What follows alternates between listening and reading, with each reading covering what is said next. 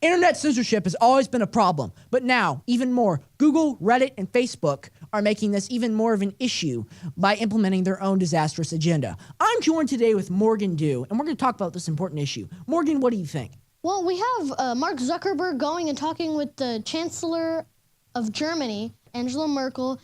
He's going and trying to implement their agenda and censoring all their quote-unquote fake news or hate speech. Okay, as we all know, Morgan, Germany has a massive refugee crisis. They're flooding them in. They got too many people. It's causing massive problems, rape, pillage. It's a big disaster. And people on the internet have been complaining about this. Now, Merkel, who's very liberal, is not very happy about this. So she was talking to Zuckerberg about censoring quote-unquote hate speech, things she doesn't agree with about the refugee problem and more. And we actually have a clip of that. Can we go ahead and roll that clip? What the table microphone picked up was Merkel sort of muffledly asking a question to Zuckerberg, and then you hear Zuckerberg, and it's on this issue of what Facebook is going to do about monitoring, policing, racist, xenophobic comments about refugees here in Germany. It's a big issue. We hear for Zuckerberg's response pretty clearly on the tape, or at least people who are listening it did. He said, we need to do some work. And then, Guy, there's the Merkel follow-up. She basically asked the same question again, says, but you're working on this. And Zuckerberg can only say yes. Now, what's so scary here is we have a tech entity communicating with a government official about censoring the internet. A world leader. A world leader. I mean, Germany has a lot of influence in the world, folks. So let's go ahead and roll the next clip of Zuckerberg. It really gets at sort of this difference between what tech companies think they're allowed to do and what the German state sometimes demand of them. Their basic point is, if Facebook polices nude photos, right, then why can't they police racist or xenophobic comments? That's the line from the German government. They're concerned about it, and they want more cooperation from big tech companies. Why can't they police hate speech like they police nude photos? I mean, well, it's scary because if you get Mark Zuckerberg determining as like a hardcore liberal determining what's hate speech, that's insane. It is insane. He could say anything's hate speech because he's the head of Facebook. Well, people like that have so much influence. It's really dangerous because, I mean, he has the power to get anything off his tech conglomerate, Facebook, whatever he wants off the website. I mean, in free speech, the First Amendment is, I love the First Amendment. I think it's amazing that we can go out and say what we want. But censoring whatever you want is like, you can't know. Like, there's certain things that you can censor and that you should censor, like nude photos of police or something. I mean, whatever. But you shouldn't be able to censor whatever you want. The head of Facebook, the head of the company that has a lot of influence on the world, can't go talk to a world leader and say, hey, I'm going to say this is hate speech, and this is hate speech, when it's not hate speech. It's just the First Amendment. Absolutely. There are some things that you should censor. I mean, you wouldn't want like porn on a toddler chat group, but I mean, when you have people censoring perfectly fine information, it's just a different viewpoint, and there are several different viewpoints. When you have people say, no, we don't like this one, and this one, we only like those two, it creates an environment that they want, a corrupt environment. Mark Zuckerberg tried to shut down Alex Jones, or block Alex Jones's Facebook. It was a little while ago. I don't remember the exact details, but it did happen, and I'm pretty sure that they didn't succeed, but what it shows you there is that these people do have a lot of power, and I mean, he wasn't doing anything wrong.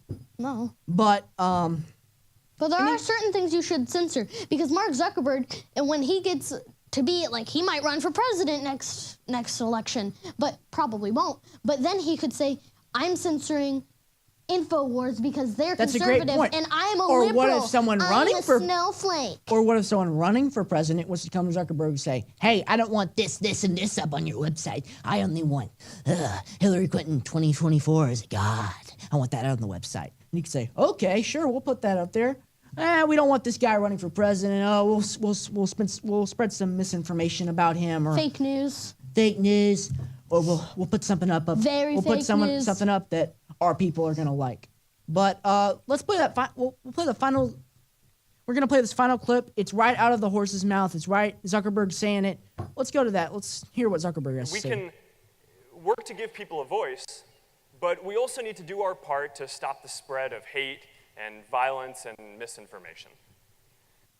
When he is the soul of misinformation and he's saying, oh, we have to stop misinformation. You are the soul of misinformation. You are promoting fake news. You are a hardcore liberal and you think you can censor whatever you want. And the sad truth is, he can. He can censor whatever he wants. Absolutely. He's like the god of Facebook. He can do whatever he wants on his website. He's the god of social media. He could put nude giraffes on the cover if he wanted to. I mean, this guy has a lot of influence.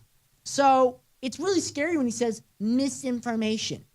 See, I'd like for Zuckerberg to give us some terms of what misinformation is. Now, they could say it's for a good cause. The Google chairman, one of the Google chairmen has said, oh, we're only going to censor out terrorists. But we all know that governments are going to start taking advantage of this. If you have, let's say in North Korea, if Kim Jong-un decides to give his people Facebook, all right, Kim Jong-un's on Facebook. He sees a post that says, North Korea bad, Kim Jong-un evil, starves millions of people, thousands dead. He's going to say, oh, no, I don't want that up there. So what he's going to do, or another world leader, is they're going to talk to these people, and they're going to implement a plan which censors out speech they don't like.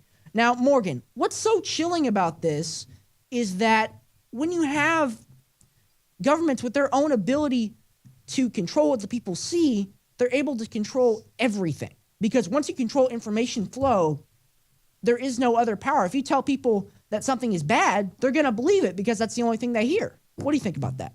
Well, I mean, what you said, if the agenda and the government says that, oh, this is bad, then that's all they hear. They don't go to different news outlets, like conservative news outlets, liberal news outlets. You have to go to different news outlets to get the different, and then you make your own decision. There are different sides of the story, but what they're doing is they're creating one story and there are no other options, so people just have to believe what they tell them. Yeah. This is 1984 level. I mean, this is 20 years ago, like my dad or someone could never see this happening, but now that it's happened, it's shocking. Yeah, people get so offended so easily. It's like, oh. Yeah, but it's not about the offensive. They're gonna use people getting offended, and we're gonna say, oh no, that's okay. We're gonna get rid of all the people saying that you're fat and ugly.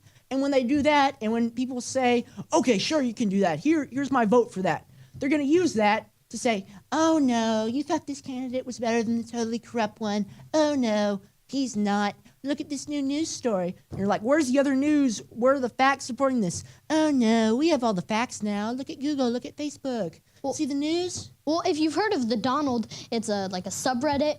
Oh yeah, Reddit. I love Reddit. Yeah. And yeah, I love Reddit too. I go on there like every day, and I go and I go through Reddit and look at the news because they have political, just anything, comedy. But if you've ever seen the Donald, which you probably haven't, because the head of Reddit is just he hates free speech. Free speech is bad. He absolutely hates free speech. So I know what Morgan's talking about. There was a pro-Donald Trump page called The Donald, and we have a clip of this in a second. But the guy actually hacked into the website. I think he was the CEO. I'm not exactly sure. He was the CEO. He hacked into the website and changed the code so you can upvote things on Reddit. So the upvotes for that page, which caused it to go up to the main screen. Yeah, when you open Reddit. Yeah. I mean, that's ridiculous. Let's go ahead and roll that clip. Front page of Reddit, the most popular posts of all the subreddits are displayed in one place to every user that visits the site. That is until the most popular posts begin to be news and stories and memes in support of Donald Trump. The Donald focuses on Donald Trump. The sub gained in popularity as the moderators of other subs began to censor and ban any user that would post a link in support of Donald Trump. Hillary Clinton even hired David Brock's group, Correct the Record, to use bots and paid fake users to downvote anything critical of her campaign or anything that presented Trump in a positive light. But as the Donald grew in popularity, this wasn't enough. Their posts were still making it on the front page. That's when Steve Huffman altered the code of the site so that the upvotes on the Donald counted as a fraction of the upvotes and other subs. Subs such as the one for cannibalism that Huffman created. When people in the government, when people in the media company, when they have that kind of power to control what people see, Yes. and if it doesn't go along with their agenda, what they like, if they can make it just go away, that's truly horrible. Yeah, he totally took advantage of this. He owns a company, and when you own a company, it's like InfoWars. So you can go and post stuff, but it's not the same because you can't just hack into InfoWars and post whatever you want. But on Reddit, like a sharing website, a meme sharing website, that's what I call it. You can post whatever you want. It's free Absolutely. speech. You should be able to post whatever you want. It's a ground where you can show what you want to show and show your opinion, show your own opinion, showcase it. And I just find it so chilling when you have entities, government entities, CEOs, whatever, people that have power, and they decide you can't do that. It's not their place. But more and more, we're seeing these kind of measures being implemented. And people are waking up. We have, and they were still making it to the front page because you have something. What was the name? It's been insane because there's been so much support on Reddit, even though like the votes count as like 1/30th of what an actual upvote would the effect an actual one upvote would have. The users of Reddit have upvoted this thing so many times, it still makes it on the front page. I mean, it's ridiculous. Yeah. It's still succeeding. They're failing their plan because people are waking up. People are waking up and they're saying, no, we're going to put this page up to the top of the website because that's where it belongs. You are censoring free speech. But now this guy, he tried to do something again. We got another clip of it. Mr. Huffman. Mr. Huffman. And you see him there. He's standing there. He thinks he has all this power. It's disgusting. Let's roll that next clip. As more users joined the Donald, Huffman had to keep altering the code to keep censoring the sub from the front page. This became most obvious when he made a critical mistake in the site's ranking code that backfired and placed every story posted on the Donald to the front page of Reddit, right before the election. He made a big mistake. And before the election. Right before the election, all of the Donald's posts went on the front page of Reddit. That's kind of funny. It is funny, and see, it's karma. It's like it's free speech karma. You want to post something, then you should be able to post something. But the CEO is talking and saying like, "Oh, I'm gonna change this," and then you have the. Well, the CEO is totally on a power trip. He's like, "No, you can't do this." He makes an error. Everyone finds out about his plan. They're like, no, you can't do this. This is insane. He started editing comments that people were leaving on the videos to make them anti-Donald Trump, which is totally illegal because those very same like comments on the website have been used in court cases, including like even Hillary Clinton's email. Even the Hillary Clinton email scandal. It's been used there. So what he did was totally underhanded and disgusting and evil, and he got away with it. We can't let these people get away with this, folks. It's ridiculous. And it's kind of sad that we haven't done anything. A lot of people use Reddit, and they should know, and a big portion of them should be conservative, because if you look, the Donald it's on the top page. It was on the front page. Even though they've influenced it to go down. And that just shows that what we see in the media, like these massive hordes of SJWs, and feminists that walk around. That's not the reality. People are standing up and they're waking up to this, and they do support other things. Not everyone is as leftist as the media would like to have us believe. And we've seen this on Reddit where the thing was influenced to go down, and so many people brought it up. It's on the top page. Yeah, it had a giant influence on the election. That's right. Like I said earlier, people's feelings getting hurt, they use it as an excuse to pass legislation which can be used to censor right or wrong voices in the future, which is totally wrong and incorrect. The United States, the First Amendment guarantees a right to free speech. The internet is basically a giant podium for anyone to speak that wants to have their voice heard. And what they're doing is censoring that. And it's unconstitutional, it's wrong, and it's unfair. It's just so sickening when you see these people do this. Isn't that right? It's sad. It's disgusting. It's disgusting. And it's sad that we're not waking up to it. We aren't waking up to it. People are starting to now, but we still need a lot. We need to do a lot of work. So thank you for watching us today. Also, don't forget to visit the InfoWars store, Infowars.com, and download the InfoWars Live app on your phone for more exciting news and deals. And as always, if you're receiving this transmission, you are the Resistance.